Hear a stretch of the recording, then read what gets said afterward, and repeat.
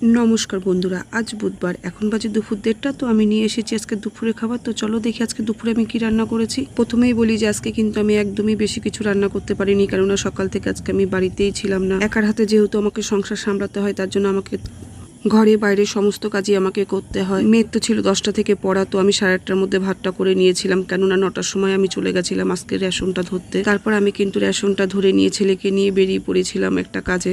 এই গরমের মধ্যে আমাদের পাখাটা নষ্ট হয়ে গেছে, অনেকবার সারাই করেছি, তবু তো ঠিক হচ্ছে না। রাত্রিবেলা চলে, আবার সকালবেলা বন্ধ হয়ে যায়। তারপর ছেলে আর আমি দুজনে মিলে কিন্তু পাখা কিনতে বেরিয়ে পড়েছিলাম। আর মেয়ে তো চলে গেছে পড়তে। মেয়ে তো ডিমের অমলেট আর ভাত খেয়ে গেছে, আর ছেলেও তো সকাল থেকে না খাওয়া, আমিও না খাওয়া ছিলাম।